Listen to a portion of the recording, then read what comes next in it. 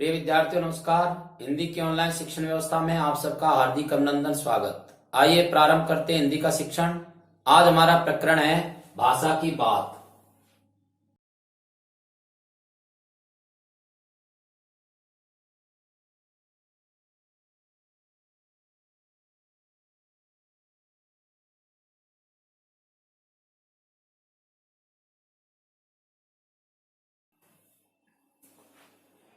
पाठ्य पुस्तक के पाठों के अंतर्गत हमसे 3 प्रकार के प्रश्न पूछे जाते हैं। उसमें से एक प्रश्न होता है कहानी से या पाठ से प्रश्न, एक प्रश्न होता है अनुमान या कल्पना के प्रश्न, और एक प्रकार होता है कहानी से या पाठ से आगे के प्रश्न। उसी के साथ साथ व्याकरण का ज्ञान करवाने के लिए एक प्रकार होता है भाषा की बात। आज हम कक्षा 7 के पाठ 12 के प्रश्नोत्तरों में भाषा की बात के प्रश्नोत्तर का अध्ययन करेंगे। इसमें जो प्रश्न क्रमांक 1 दिया गया है उसको मैं पढ़ करके सुनाता हूं। भाषा की बात में जो प्रश्न दिए गए हैं उसमें प्रश्न क्रमांक 1 में हमें कुछ मुहावरे दिए गए हैं और कहा गया है कि रेखांकित मुहावरों के भाव को प्रकट करना है और उसी भाव से संबंधित दो मुहावरों का प्रयोग वाक्यों में करना है। इसका आशय यह है कि हमारे पाठ्यक्रम में मुहावरे रहेंगे, इसलिए हमें मुहावरों की जानकारी होनी चाहिए कि मुहावरे क्या होते हैं और इनका वाक्यों में प्रयोग किस प्रकार से किया जाता है। तो हम सबसे पहले यह समझेंगे कि मुहावरे क्या होते हैं। तो मुहावरे जो होते हैं वो पूर्ण वाक्य नहीं होते हैं, ये क्या होते हैं, वाक्यांश होते हैं। और जब कोई वाक्यांश अपना मूल अर्थ प्रकट न करके और अन्य या विशेष अर्थ प्रकट करता है या विशिष्ट अर्थ प्रकट करता है तो उसको कहते हैं मुहावरा। तो सबसे पहले हम मुहावरे की परिभाषा को सीखेंगे कि मुहावरे की परिभाषा क्या है या मुहावरे का अर्थ क्या है।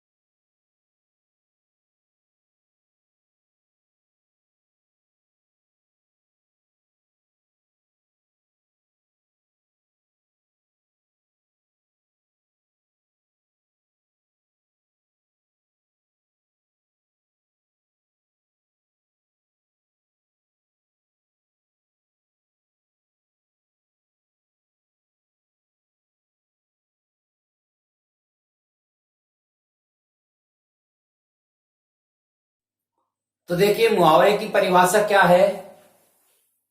ऐसे वाक्यांश, मुहावरे पूर्ण वाक्य नहीं होते हैं, मुहावरे वाक्यांश होते हैं। और वाक्यांश क्या होते हैं, कुछ शब्दों का समूह होता है जो स्वतंत्र रूप से काम नहीं आता है, वो वाक्यों में ही काम आते हैं। तो परिभाषा में भी यही समझाया गया है, ऐसे वाक्यांश जो अपना मूल अर्थ प्रकट न करके विशेष, अन्य या विशिष्ट अर्थ प्रकट करते हैं तो मुहावरे कहलाते हैं या उन्हें मुहावरे कहते हैं। तो मुहावरों की 2 विशेषताएं हैं। एक तो मुहावरे पूर्ण वाक्य नहीं होते हैं और दूसरा है मुहावरे स्वतंत्र रूप से काम नहीं आते हैं। तो ये 2 विशेषताएं अपन को ध्यान में रखनी है। पहली विशेषता है मुहावरे की,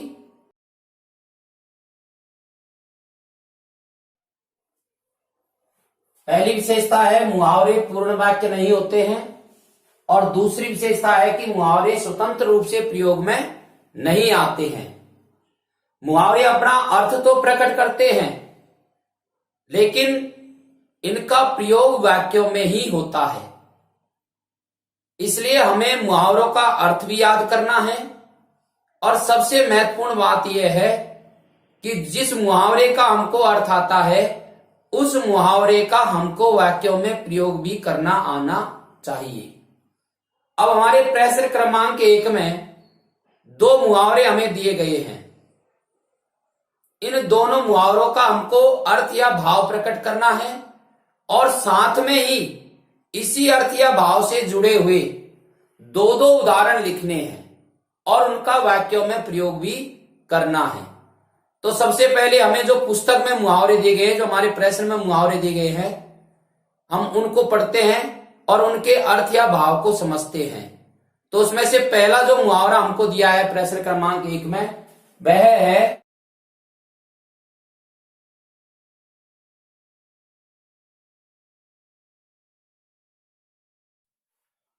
दो मुहावरे दिए गए हमें।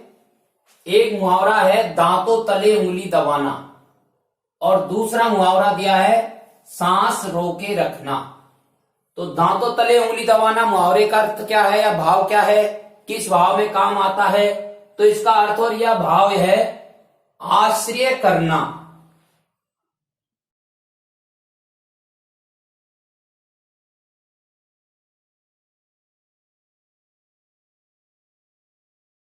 इसका यदि हम वाक्यों में प्रयोग करते हैं तो ऐसे कर सकते हैं, उसकी सफलता को देख करके सभी ने दांतों तले उंगली दबा ली।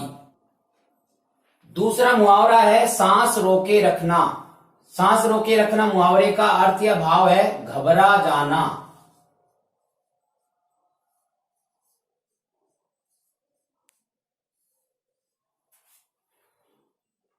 अब हमें करना क्या है, इन दोनों मुहावरों से संबंधित 2 मुहावरे, जिस प्रकार से ये मुहावरे अपना अर्थ या भाव प्रकट कर रहे हैं, इसी अर्थ या भाव को प्रकट करने वाले 2 मुहावरे हमको लिखने हैं और उन दोनों मुहावरों का वाक्यों में प्रयोग करना है। तो पहला जो मुहावरा है दांतों तले उंगली दबाना यानी आश्रय करना, इससे संबंधित 2 मुहावरे हम लिखते हैं और उन दोनों मुहावरों का वाक्यों में प्रयोग करके देखते हैं। कैसे संबंधित, यानी जो पहला हमारा मुहावरा है के दांतों तले उंगली दबाना, इससे संबंधित 2 मुहावरे हैं आंखें फैली रह जाना, अवाक रह जाना। जैसे दांतों तले उंगली दबाना मुहावरे का अर्थ आश्रय करना होता है, उसी प्रकार से आंखें फैली रह जाना या अवाक रह जाना, ये दोनों मुहावरों का अर्थ भी आश्चर्य करना ही होता है, या आश्चर्य में पड़ना या आश्चर्यचकित रह जाना। इसी प्रकार का भाव प्रकट करते हैं। अब इनका यदि हम वाक्यों में प्रयोग करें तो इस प्रकार से कर सकते हैं, आंखें फैली रह जाना अर्थात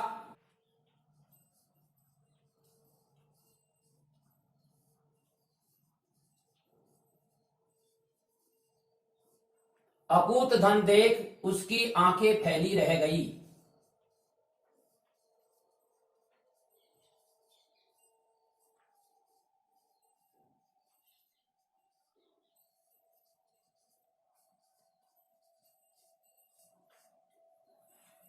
अकूत धन देख उसकी आंखें फैली रह गई।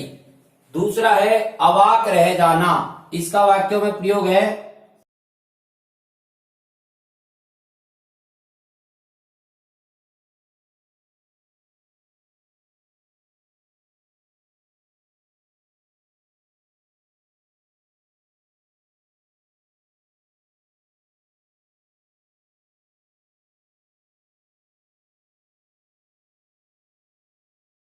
इस प्रकार से इन दोनों मुहावरों का हम वाक्यों में प्रयोग कर सकते हैं। अब इस प्रश्न का आशय यही है कि हमें अन्य प्रकार के मुहावरे भी याद होने चाहिए और उनका वाक्यों में प्रयोग हमको आना चाहिए। अब इसी प्रकार से ख से संबंधित मुहावरे, ख प्रश्न में जो हमको मुहावरा दिया है सांस रोके रखना। ख जो मुहावरा है वह है सांस रोके रखना अर्थात घबरा जाना। अब इससे संबंधित इसी प्रकार के अर्थ या भाव को प्रकट करने वाले 2 मुहावरे हमको लिखने हैं, फिर उनका वाक्यों में प्रयोग करना है। तो इससे संबंधित दो मुहावरे देखिए। इससे संबंधित दो मुहावरे हैं दिल थामना या धधकते दिल से देखना। सांस रोके रखना अर्थात घबरा जाना। अब घबरा जाना जो भाव को प्रकट करने वाले दो मुहावरे हैं दिल थामना या धधकते दिल से देखना। दिल थामना या धधकते दिल से देखने का अर्थ भी घबरा जाना ही होता है। अब इनका हमको वाक्यों में प्रयोग करना है।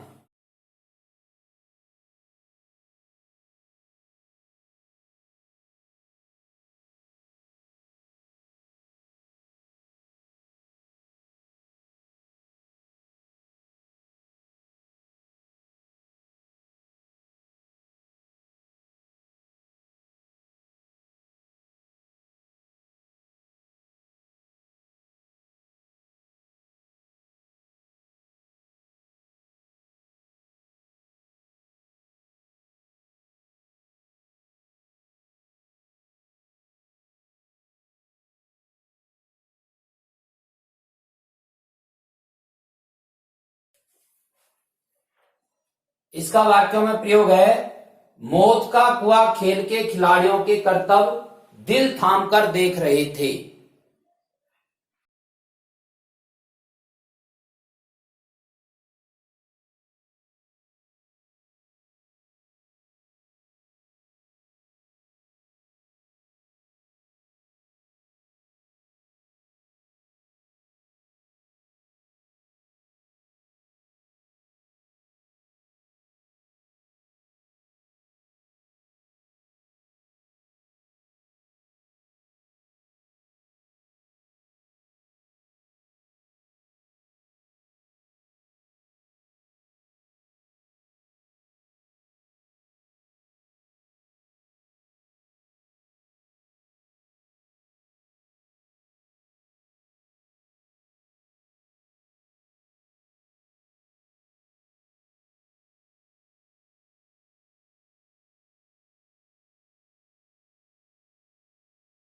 प्रयोग है कुएं में गिरे बच्चे को निकालने के प्रयास को लोग धधकते दिल से देख रहे थे। इस प्रकार से ये भाषा की बात का हमारा प्रश्न क्रमांक 1 है।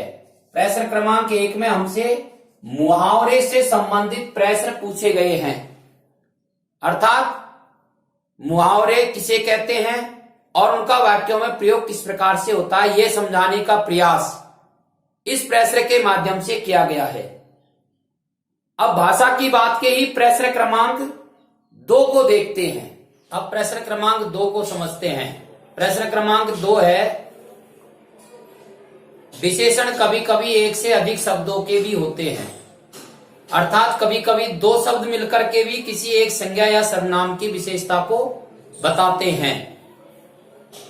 नीचे लिखे वाक्यों में रेखांकित हिस्से क्रमशः रकम और कंचे के बारे में बताते हैं, इसलिए ये विशेषण है। अब नीचे कुछ हमको उदाहरण दिए हैं। पहले कभी किसी ने इतनी बड़ी रकम के कंचे नहीं खरीदे, बढ़िया सफेद गोल कंचे। अब रकम जो शब्द है इसके 2 विशेषण हैं, इतनी और बड़ी। इसी प्रकार से कंचे जो शब्द है इसके 2 विशेषण हैं, सफेद और गोल। तो कभी कभी एक से अधिक शब्द भी और विशेषता बताते हैं। अब नीचे हमें कुछ शब्द दिए गए हैं, जिस प्रकार से इन शब्दों का वाक्यों में प्रयोग हुआ है उसी प्रकार से उन शब्दों का भी हमको वाक्यों में, उन वाक्यांशों का भी वाक्यों में प्रयोग करना है। ये प्रश्न हमको दिया गया है भाषा की बात में। इस प्रश्न को यहां देने का अर्थ है कि हमें विशेषण आने चाहिए। हमारे पाठ्यक्रम में विशेषण नाम का प्रकरण है वो हमको आना चाहिए। विशेषण किसे कहते हैं, कितने प्रकार के होते हैं और ये किस प्रकार से वाक्यों में इनका प्रयोग होता है। तो इस प्रश्न को हल करने से पहले हम विशेषण के संबंध में और जानकारी अर्जित करेंगे। विशेषण किसे कहते हैं और कितने प्रकार के होते हैं।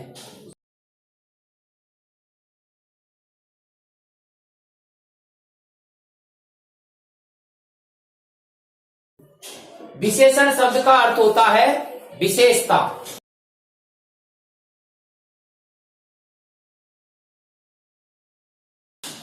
अर्थात विशेषता बताने वाले जो शब्द होते हैं विशेषण कहलाते हैं। अब ये विशेषता किसकी बताते हैं? तो विशेषता बताते हैं संज्ञा और सर्वनाम की। शब्द विचार में हमने विकारी और अविकारी जो शब्द पढ़े थे वो 8 प्रकार के थे।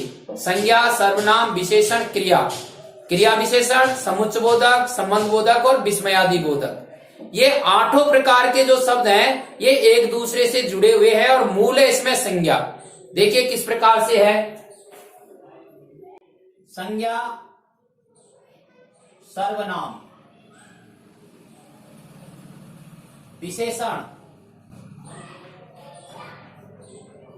और क्रिया, ये विकारी शब्द हैं। इसके बाद में क्रिया विशेषण,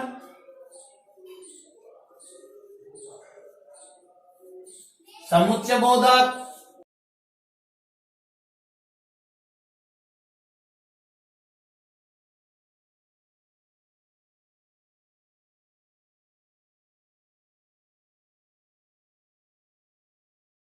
और विस्मयादि बोधक।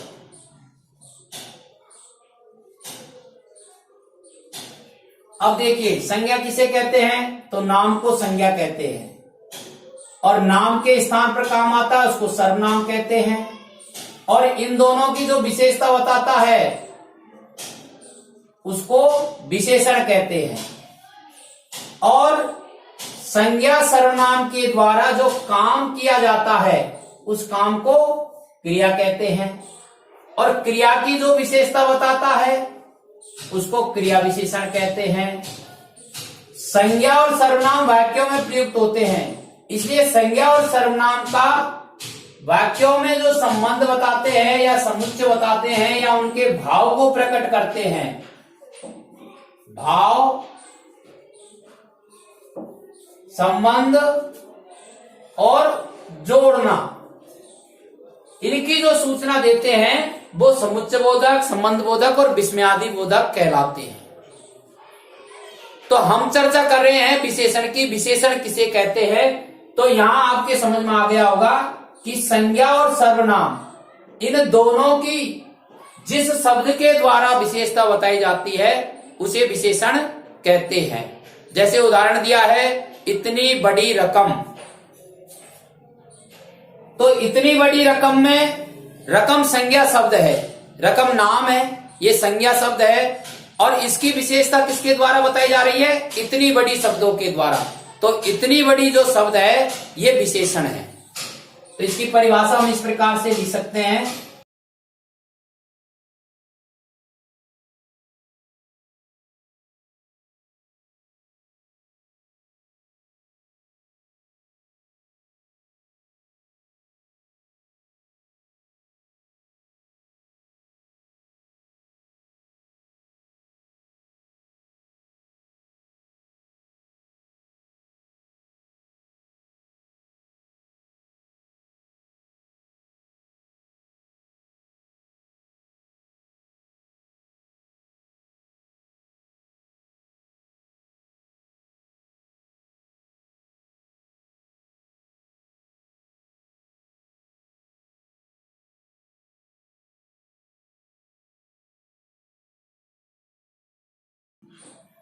शब्द के जिस रूप से संज्ञा सर्वनाम की विशेषता बताई जाती है विशेषण कहलाते हैं। जैसे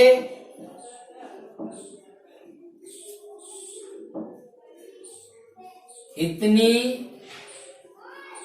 बड़ी रकम। अब रकम यहां संज्ञा शब्द है और इतनी बड़ी, ये दोनों शब्द मिलकर के रकम की विशेषता बता रहे हैं, इसलिए इतनी और बड़ी ये जो दोनों शब्द हैं ये विशेषण है, क्योंकि ये संज्ञा की विशेषता बता रहे हैं। इसी प्रकार से सर्वनाम की विशेषता बताने वाले शब्द भी विशेषण कहलाते हैं। अब ये जो विशेषताएं बताई जाती है ये 4 प्रकार से बताई जाती है और उन 4 प्रकार की विशेषताएं बताने के कारण ही विशेषणों के जो प्रकार है वो भी 4 प्रकार के हैं। तो एक प्रकार की विशेषता तो बताई जाती है संज्ञा सर्वनाम के गुण, एक प्रकार की विशेषता बताई जाती है संज्ञा सर्वनाम की नाप तोल। एक प्रकार की विशेषता बताई जाती है संज्ञा सर्वनाम की संख्या। और एक प्रकार की विशेषता बताई जाती है संज्ञा सर्वनाम के पहले आकर के उसकी विशेषता बताना। तो इसी आधार पर विशेषणों के भी 4 प्रकार बताए गए हैं। तो यदि हम विशेषणों के प्रकारों की चर्चा करते हैं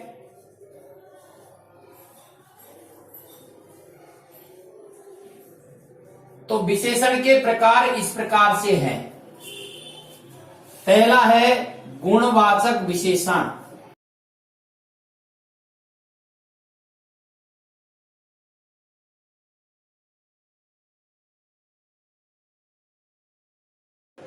दूसरा है परिमाणवाचक विशेषण।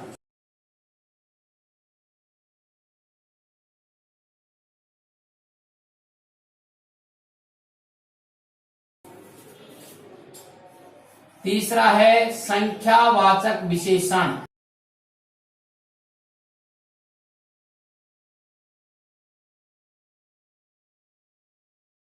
और चौथा है सार्वनामिक विशेषण।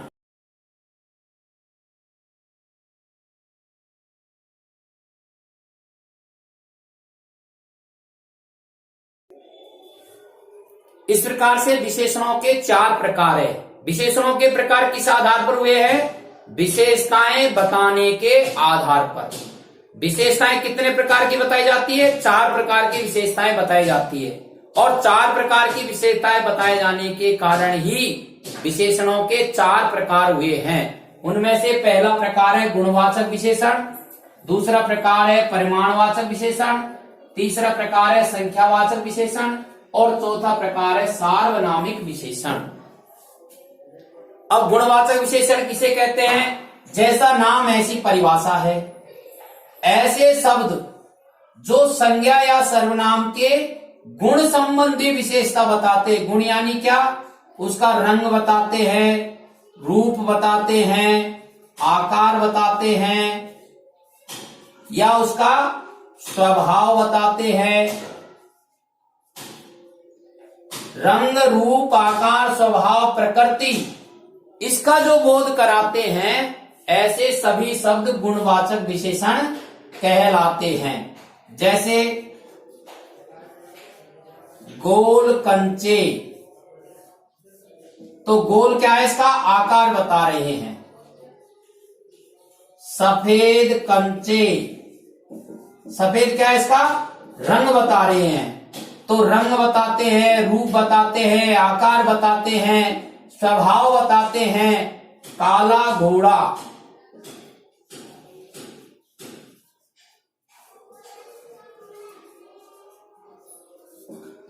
सरल व्यक्ति, ये स्वभाव बता रहा है। तो इस प्रकार के शब्द जो संज्ञा या सर्वनाम शब्दों के रंग, रूप, आकार और उसके स्वभाव, उसकी प्रकृति का बोध कराते हैं, वो कहलाते हैं गुणवाचक विशेषण।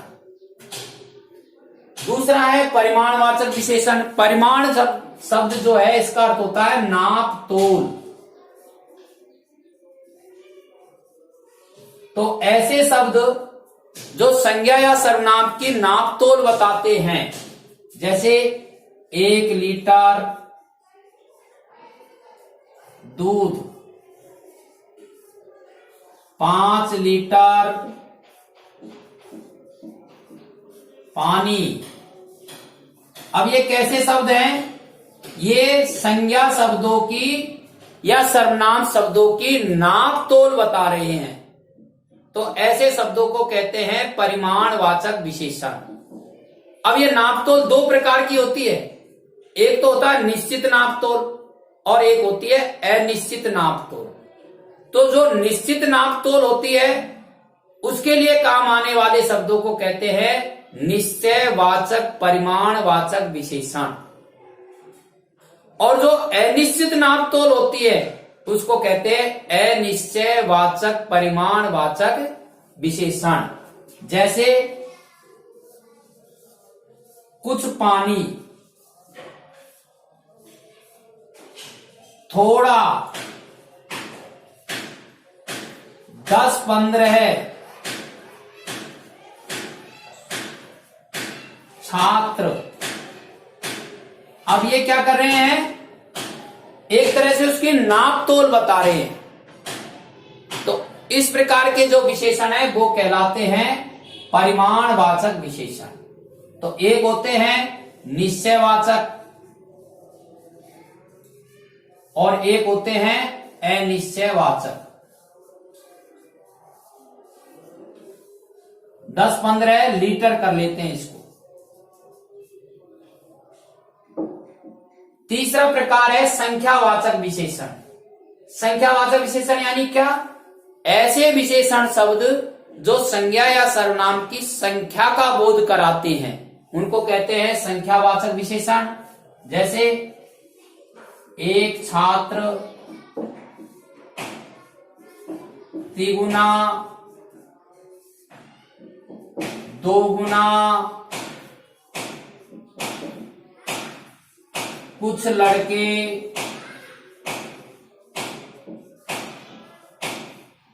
कोई व्यक्ति,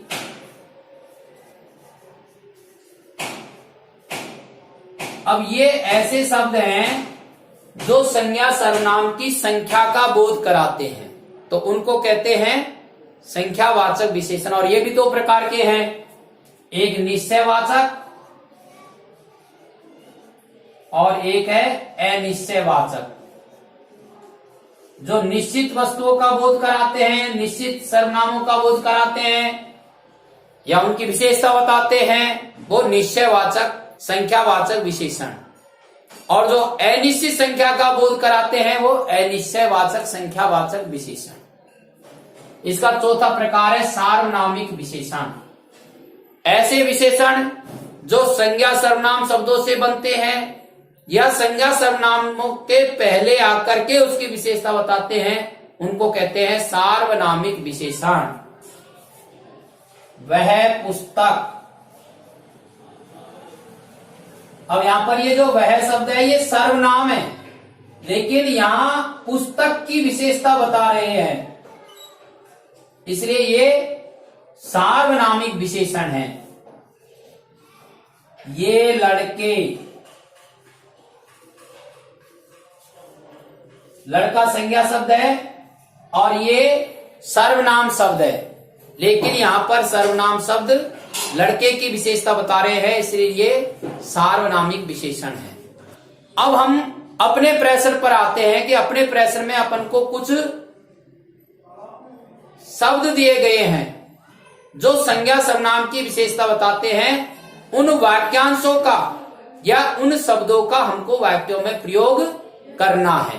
तो ऐसे कौन कौन से शब्द दिए देखते हैं। हमें प्रश्न में 4 प्रकार के उदाहरण दिए हैं। ठंडी अंधेरी रात, खट्टी मीठी गोलियां, ताजा स्वादिष्ट भोजन, स्वच्छ रंगीन कपड़े। इनका वाक्यों में प्रयोग करना है। ठंडी अंधेरी रात, इसका वाक्यों में प्रयोग है ठंडी अंधेरी रात। इसका वाक्यों में प्रयोग ऐसे हो सकता है, कुछ लोग ठंडी अंधेरी रात में खुले में सोने को मजबूर हैं। खट्टी मीठी गोलियां, खट्टी मीठी गोलियां, इसका वाक्य में प्रयोग ऐसे हो सकता है, उस लड़के के पास, उस लड़के के पास खट्टी मीठी गोलियां हैं। ताजा स्वादिष्ट भोजन, इसका वाक्य में प्रयोग कैसे कर सकते हैं, ताजा स्वादिष्ट भोजन स्वास्थ्य के लिए लाभदायक है। स्वच्छ रंगीन कपड़े, इसका वाक्य में प्रयोग ऐसे कर सकते हैं, राम को स्वच्छ रंगीन कपड़े अच्छे लगते हैं। अब वाक्यों में प्रयोग आप अलग प्रकार से भी कर सकते हैं। ये तो एक उदाहरण आपको देकर के समझाया है कि इस प्रकार से हम वाक्यों में प्रयोग कर सकते हैं। आप वाक्यों में प्रयोग का अलग प्रकार भी कर सकते हैं या अलग वाक्य भी बना करके उसमें इन का प्रयोग कर सकते हैं। इस प्रकार से हमें जो इस प्रश्न है इसमें यह समझाया गया है कि रात गोलियां, भोजन और कपड़े, इन शब्दों के लिए एक से अधिक शब्द विशेषण के रूप में काम आए हैं। तो एक से अधिक शब्द भी विशेषण के लिए काम आते हैं और उनका हमको वाक्यों में प्रयोग कैसे करना है, ये इस प्रश्न के माध्यम से हमको सिखाया गया है। एक बात इस प्रश्न में और हम समझ सकते हैं, ये तो हम सीख चुके हैं कि जो शब्द संज्ञा या सर्वनाम शब्दों की विशेषता बताते हैं उन्हें हम विशेषण कहते हैं। लेकिन ऐसे शब्द या ऐसे विशेषण जो किसी शब्द की विशेषता बताते हैं, तो जिस शब्द की विशेषता बताई जाती है उसको क्या कहते हैं? या इसको हम ये समझ सकते हैं कि विशेषणों द्वारा जिन शब्दों की विशेषता बताई जाती है उन शब्दों को क्या कहते हैं। जैसे ठंडी अंधेरी के द्वारा रात शब्द की विशेषता बताई गई है, खट्टी मीठी के द्वारा गोलियां शब्द की विशेषता बताई जा रही है, ताजा स्वादिष्ट के द्वारा भोजन शब्द की विशेषता बताई जा रही है, कपड़े शब्द की विशेषता बताई जा रही है। तो रात, गोलियां, भोजन, कपड़े, ये क्या कहलाते हैं? तो इसका एक उत्तर तो आप ये दे सकते हो सरलता से कि ये सब संज्ञा शब्द हैं या ये सर्वनाम शब्द हो सकते हैं। लेकिन व्याकरणिक दृष्टि से विशेषण शब्द जिन शब्दों की विशेषता बताते हैं उनको क्या कहते हैं? तो ये जो प्रश्न है इसका उत्तर होगा, इस प्रकार के शब्दों को विशेष्य कहते हैं। क्या कहते हैं? विशेष्य। तो विशेष किसे कहते हैं? विशेषण शब्दों के द्वारा जिन शब्दों की विशेषता बताई जाती है उन्हें विशेष्य कहते हैं। अब यहां विशेष शब्द कौन कौन है? तो विशेष शब्द है रात, भोजन, और कौन है? गोलियां,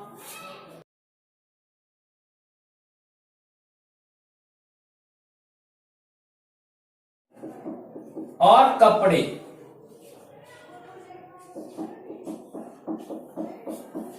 इस प्रकार से हम इस प्रकरण के द्वारा प्रश्न क्रमांक 2 को समझे हैं। तो आज हमने भाषा की बात में प्रश्न क्रमांक 1 और प्रश्न क्रमांक 2 को पूरा कर लिया है। अब आगे के वीडियो में हम अगले पाठ का अध्ययन करेंगे या अर्थ विचार के अगले प्रकरण को समझेंगे। अब आगे के पाठ में हम अगले पाठ का अध्ययन करेंगे। शिक्षण से जुड़े रहने के लिए आप इसे सब्सक्राइब करें और लिखने की दृष्टि से आप इसका स्क्रीनशॉट ले लें।